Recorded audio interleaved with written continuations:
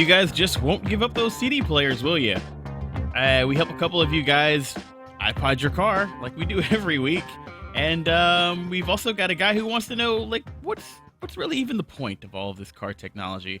I'm Antoine Goodwin with Mitchell Chang on the controls. This is CNET Roadside Assistance, episode 44. This is a show where basically we, in this case me, because I'm kind of here without the help of Wayne or Brian Cooley. They're down driving a new Tesla model this week, as we mentioned last week. But this is the show where we take a minute to answer your emails, your questions, your comments, your tweets, all of that. So let's get right into it because we have a ton of emails this week. This first one comes in from Eric, who asked last week, who basically last week was saying that he did see a purpose in having CD players in the car. Taking it back another week, we were talking about the imminent death of the optical media in cars on our other show, Car Tech Live, and Eric basically wanted to state that there is another purpose to having CDs, and I guess for those who didn't listen to last week's show, go back and do it. But basically, Eric's point was gapless audio was the advantage to having CDs, and we pointed out that actually still exists. Eric's back this week. He has another advantage, and he says that having a CD player in your car is good for previewing albums before you decide if you want to digitize them. So, yeah, I guess that's a good enough reason. I find my laptop's good for that. I guess I bought one CD last year. Yeah, I don't played know it on my laptop. I don't know when the last time I bought a CD was. I think I bought one CD last year. It depends. Like, did the last Gorillaz album come out last year or the year before? Because that was the last audio CD I went into a store and purchased. Anyway, we've got another email about CD players. This one comes in from Victor in Pasadena. He says, "Hi guys, I have a 2010 Mazda 5 with a 6 CD changer. His daughter bought a few CDs into the car, and they were sliding all over the place. He was looking for a quick place to stick them, and he noticed that there was a slot at the top of his dash. So he stacked them in there. So he uses his 6-disc CD changer for storage of his daughter's CDs. He never listened to it. He doesn't know why it's there. He basically uses a 30-pin iPod connector in his USB port in the car to listen to most of his music. But basically, he says that he wished he would have had the opportunity to save the money on that 6-disc CD changer, but I guess it's good to have it in there for storing junk." Oh, there is a good enough reason. Store CDs. That's Yeah. If it were like a tray that popped out like on old desktops, you could, Dremel out a space for a cup holder. That would be good. You need more cup holders. You can always use more cup holders, and I don't know if it's just me, but it seems like cup holders in cars are always a little bit less than ideal. Yeah. The worst cup holder, and this is basically me complaining about nothing, but the worst cup holder that I tested was in the Porsche Cayman S we had in last year. Yeah. Now, you probably don't want to drink in that car anyway. But I was in a situation where I needed to get food from point A to point B. I wasn't going to eat it in the car. I just needed to transport it in the car. And Porsche, much like BMW, has those weird, slide out. They kind of hinge out of a hidden spot on the dashboard. And it's basically, I don't know, like your drink ends up floating out in space. But unlike the BMW, the Porsche one just didn't seem to lock into place. So every time I took a turn, the drink would swing a couple of degrees to the left and to the right. It was terrifying. Extremely terrifying. Ugh. Anyway, we got a question from Twitter. This one comes in from Fun Zone Radio. He says, "Hey, I need help with a new driver to keep from drifting out of his lane. He will take the driver's test in a few weeks." This is a pretty low-tech question because I don't think you'd want to buy a car with lane keep assist just to take a driver's test. And then even if you did, I don't think they'd let you use it. What do you think? Well, how would they know it's on, though? I think there'd be a light on the dashboard. Oh, yeah, I guess so. For starters. Yeah. But here's how I learned to stay in my lane. My dad taught me a neat trick is that most roads that you find yourself driving on have a nice oil slick down the middle of them, just like right in the middle of the lane. And if you line that up with, I don't know, about your right knee, then you're about in the middle of the lane at most points. That's the trick that I use to line up, and I gave my younger sister an impromptu driving instruction the last time I was at home, and that's pretty much what I told her. It's just like, yeah, line that oil slick up with your knee, and you'll be about in the middle of the lane. Also, another trick is to actually line your rearview mirrors up. It's a little less than ideal, but it's good for getting used to how wide the lane is. But if you aim your rearview mirrors just a little bit lower than you normally would, where you can actually see the lane markers, it'll help you line your vehicle up, and then over time you'll kind of start getting an idea of how wide your vehicle is and how much space you have. You'll find that a lot of really nice cars, when you put them into reverse, they'll automatically aim their mirrors down to help you parallel park. But that's also a good way. It's not the ideal way to aim your mirrors, because you're basically aiming them away from your blind spot, and they're not really doing very much good for monitoring that. But it is a good way to kind of get used to how wide your car is. And if you're looking over your shoulder at your blind spot, like you probably should be anytime that you are driving, it probably won't be too much of a detriment. So I hope those tips help out. We got another email in from Lewis. Basically says, "Hi guys, what are your opinions on the new Prius C? Would you recommend it over the regular Prius? Do we have a launch date and pricing available for the US?" Yeah. Yes, yes, and yes. Yes, and yes. I haven't actually driven the Prius C, and as much as I, basically complain about the regular Prius, I do kind of acknowledge that it's a pretty good car, as far as like getting people from point A to point B in an efficient way. I'll reserve my judgment on whether I recommend it or not until I get a shot to drive it, and that should be actually pretty soon, because they're starting to show up in the press fleets now, and it is definitely going to be available in the U.S. this year. Pricing right there, as you can see, our video users starts at $23,990. So there you go, a little bit cheaper than a Prius, but it's also a little bit. Oh wait, entry level Prius C is $19,710. Mm-hmm. And then the top of the line is $23,990. And go on sale in March. Yeah, so get me one for my birthday, or don't get me something else. So yeah, I hope that answers your question. We should actually be getting one of those in sometime between now and March, I think.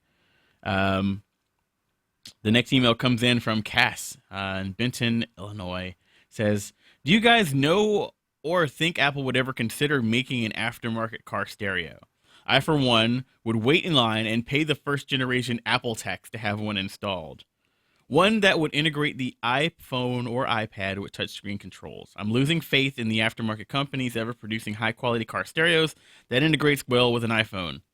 This would be a market that Apple wants to stay clear of. I can't say for sure, but I was wondering what your thoughts on the subject are."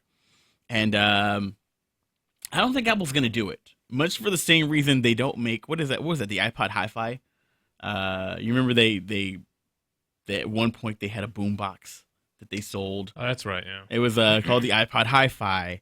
They don't make that anymore, I don't think. And I think basically Apple's kind of realizing that the market for us is actually the core stuff, and we'll let other people figure out how to use our thing. So I don't think Apple's going to get in on the car stereo market, especially considering the aftermarket car stereo market is kind of shrinking anyway. It's not gone, but it is smaller than it was. Now, had the iPod came out in 1994, at the height of the car stereo boom, we'd probably be having a different conversation right now. But right now, I think, Apple, from where Apple's standing, they need a Bluetooth 30-pin dot connector and iPod out, probably enough for most users' needs, and they're kind of wanting the car companies to kind of get in on that. Again, it's also something that they can license and still make money off of. That works with iPod sticker that you put on things, and they don't actually have to put the R&D in actually building anything in that case. So I don't think they're gonna do it. But there are devices that, for example, the I think it's called the Debian Dash that we talked about on CarTech Live about 2 weeks ago.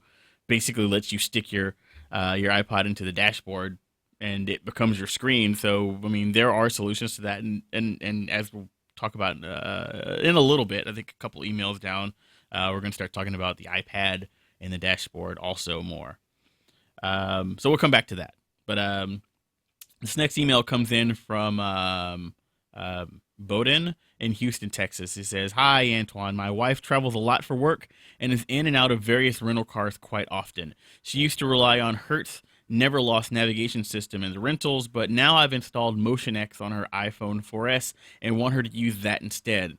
Can you recommend a good universal mount that would be reliable for her to use with MotionX in various rental vehicles?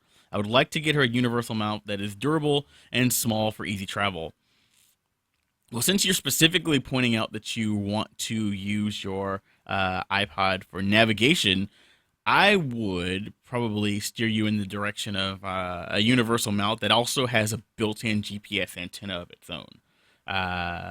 For example, the Magellan. Is it Magellan that has that GPS mount?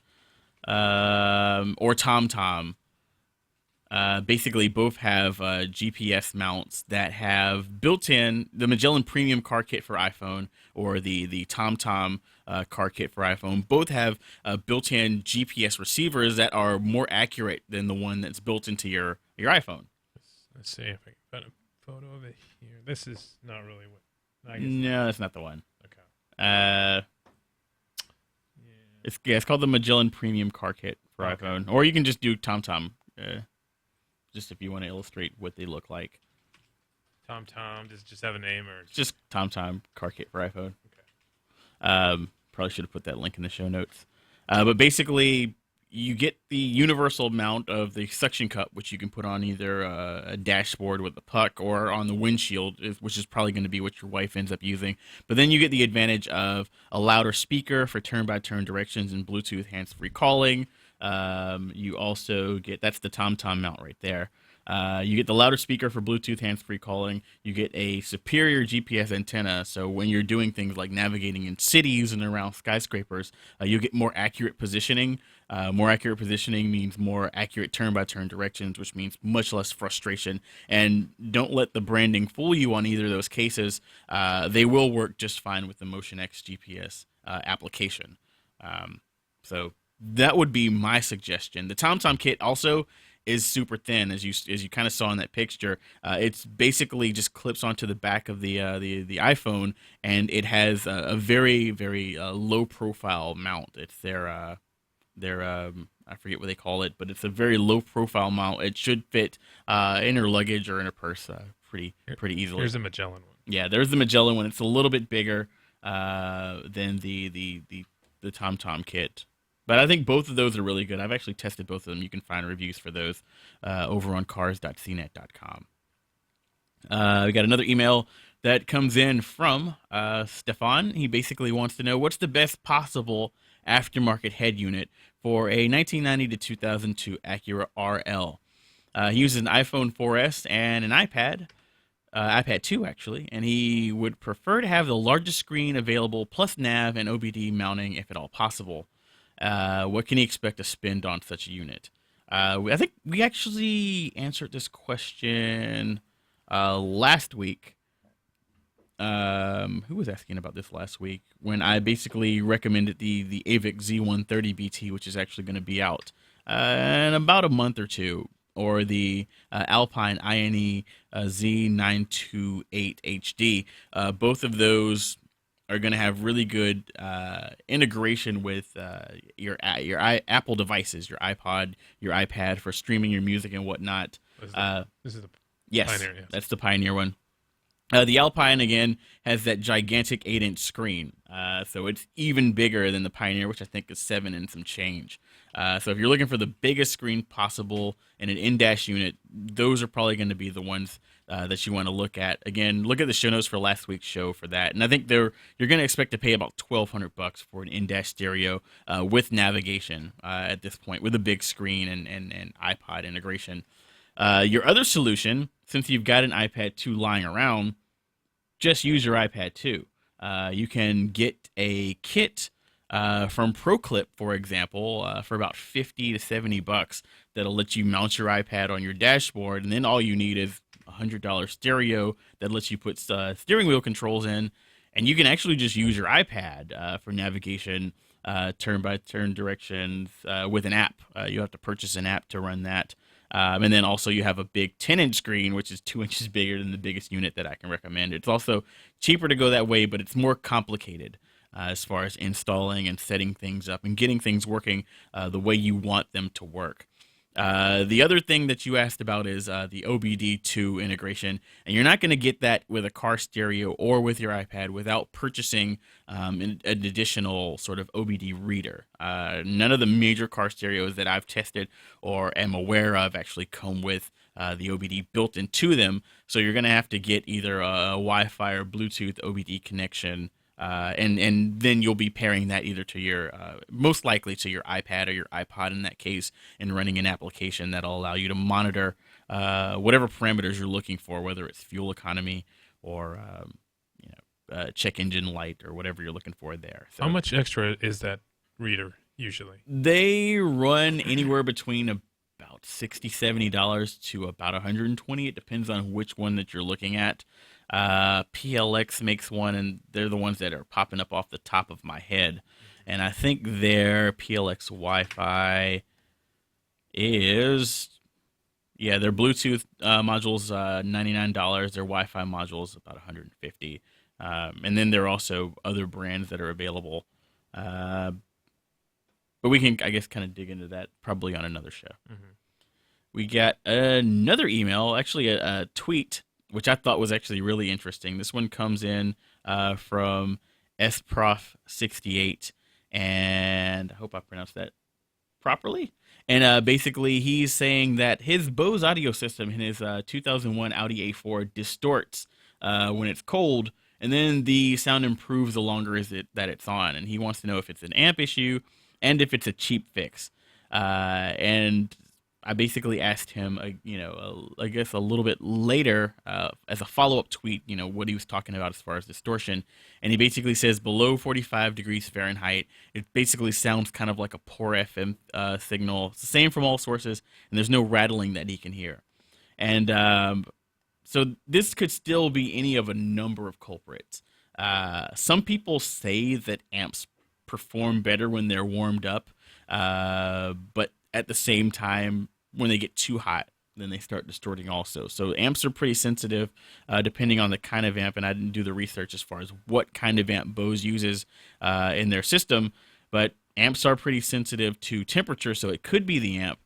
It could also be any of a number of things. Sometimes tweeters, for example, are particularly temperature sensitive, and if they get too cold or too hot, they can also distort and sound pretty bad. There have also been, I guess sometimes in the rarest of cases I've heard of, things like the copper in the connections actually drawing up and not making as good of a connection when you get too cold. But I think you'd kind of be outside of the parameters that would be comfortable for you to sit in a car. So it could be any of a number of issues. I don't know necessarily if it would be a cheap fix, because I still don't know what the issue would be. So I'll actually toss this out to some of our listeners. I like to do this every now and then. And if you have an Audi A4 of this generation, I think it's the B5 chassis code, and you have the Bose system and you found similar issues with your sort of system sounding bad when it gets cold, and if you know a fix to it, give us a tweet, send us an email. We'll give you the information at the bottom of the show. Got 2 more emails before we get on up out of here. One that actually kind of confuses me. This one comes in from Barry C. And he says, I enjoy your reviews, but I want information-rich text, not video. Also, it's the performance of the vehicle that interests me, 0 to 60 times, handling, range, etc., not the infotainment system. Barry. So you think he's watching the videos and not realizing there's a perfectly good written review that sits beneath the video in most cases that Wayne and I put much love and tender care into. So we talk about all of these things. We usually don't do 0 to 60 testing because, I mean, it's nice to have that sort of, bravado sort of thing, but I feel like in most cases it's not super important to most consumers. Also, know where you're getting your media from. I mean, 0 to 60 times are super easy to find on the internet. We're pretty much the only publication that covers infotainment, car technology, seriously, and that's what we focus on. So you kind of got to know what you're getting yourself into. The equivalent of, I think, going into a Thai restaurant and demanding chicken parmesan. Like, kind of got to know what sort of restaurant you're in. And again, we do provide most of the information that I feel like Barry's asking for, but we're not going to stop focusing on infotainment because that's why everyone else loves us, I think. So sorry, Barry.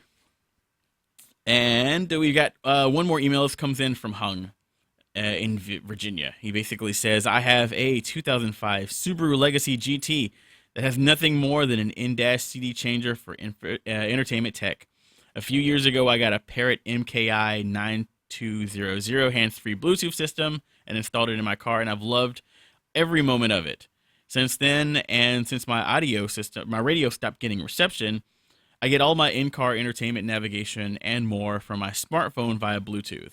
I even gave away my beloved Garmin Nav since the Google Nav on my Android phone has more up-to-date maps with traffic all for free. The Parrot system also has plugs for iPod, iPhone, USB aux jacks, and an SD card. My question is, does factory car tech even matter anymore, especially with the restrictions that manufacturers are baking into them, like not being able to enter a nav address while on the move? I'm currently looking for a new, to me, car, and I kind of want something with no car tech other than a nice stereo. Having Bluetooth streaming is nice, but if not, I can always install a Parrot system for about $300. In addition, I want to replace my current phone with a Samsung Galaxy Note, and its 5.3-inch screen will look really nice on my dashboard, streaming the hours away that I spend in my car. I'd like to know your thoughts on this. Thanks, Hung. So he would rather have an aftermarket. He's kind of like me, because this is sort of a use case that I find myself in, which is why when I get in a car and it has a ton of tech, I'm happy.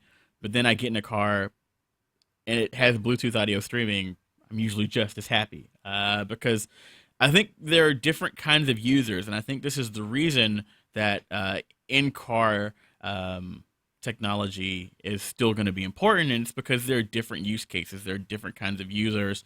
I mean, you've got people who can, who know how to take advantage of the voice commands on their phone, who can, punch in a Google search without really looking at the screen. And then you've got people who, take 20 minutes to open their email. And I feel like for those people, that sort of separation of here's what's happening in my car versus what's happening in my phone, and maybe some communication between them is good. But I don't know, it's kind of like, for me, the metaphor of, do manual transmissions even matter now that cars will shift themselves? Or does driving even matter now that, if in 5 years cars drive themselves? There's always going to be someone who has a different use case from you. There's also still a large contingency of people who just don't have smartphones. We spend a lot of time talking about smartphones and high technology here at CNET, and I feel like pretty much everybody I know has a smartphone, but there are still, well, not everybody. My dad still has a flip phone. Case in point, there are still people who don't keep cutting edge with their sort of portable devices, who see their phone as basically just a phone. For those people, navigation in your car is still important, I think. Being able to Bluetooth pair with a phone and get your address synced with your dumb phone, I really hate to call them that, but your dumb phone is still important. And so it's kind of one of those things where I find myself doing this as an editor often, where I'm basically like, well, I think that's stupid because it doesn't apply to me.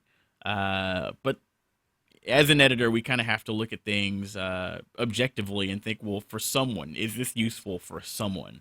I've got like a Bluetooth to FM transmitter on my desk right now, and I personally think it's the dumbest thing ever, because I'm just like, why wouldn't you just plug in or change your stereo at this point? But there are people who don't want to do that, who don't want to rip the stereo out of their car. There are a bunch of people who I think are just actually just into the whole gee whiz factor of like, oh, my car does this, my car does that. Uh, there are a number of things. I think there are also some people who, maybe look at their car as like it's its own ecosystem, and maybe I change phones, every 6 to 12 months, but I don't want to have to deal with that in the car. It's cool to be relearning interfaces, and there's also the whole issue of, car technology is usually, with a very few exceptions, more stable than anything that I've ever dealt with on a smartphone. If you're listening to Pandora and you're on your smartphone and it crashes, and not to say that Pandora is crashy, I'm just using it as an example, but if it crashes, it's an inconvenience when you're walking around. But then if you find yourself fumbling with the music a lot while you drive, the interface on your smartphone isn't really designed to be used at arm's length. If, for example, you find yourself in a situation where you're outside of cell phone signal and you need to navigate, having that stuff stored locally is still important. And I kind of feel like, again, yeah, you can get your maps stored locally on your smartphone, but again, it's different use cases for different people, and I think it's important for us to continue to cover these things, just kind of because it's important. And again, it kind of goes back to the whole, the car is a gigantic mobile device, and you see a lot of this with the manufacturers, where they're all taking different approaches at things. Where some of your manufacturers, your Toyotas, are basically offloading most of your stuff to your smartphone, or basically offloading the connection to your smartphone, but still allowing you to store your apps locally in your car. But then Ford's basically saying your app lives on your car, on your phone, and the car just talks to it.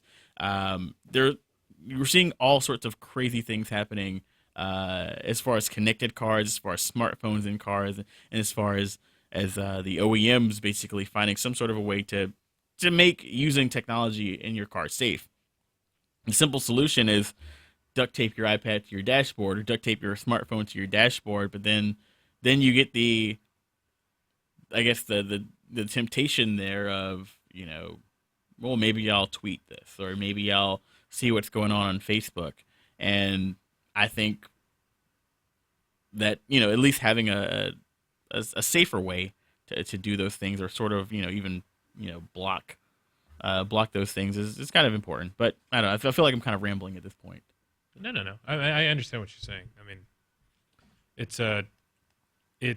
there's a lot. I understand your point about, technology for those who just have flip phones and don't need all that other stuff. Mm-hmm. And then people like you and me who, pretty much use smartphones and are always... Yeah, but I mean, I feel like I've not gone maybe 6 hours, discounting sleep, without like touching my smartphone for some reason. I feel like I'm pretty adept at like navigating the interface, even at arm's length. But I still find doing certain things in the car on a smartphone with a 4.3 inch or 4 some odd inch screen difficult. Yeah. And I feel like I also kind of undersell my talent as a driver.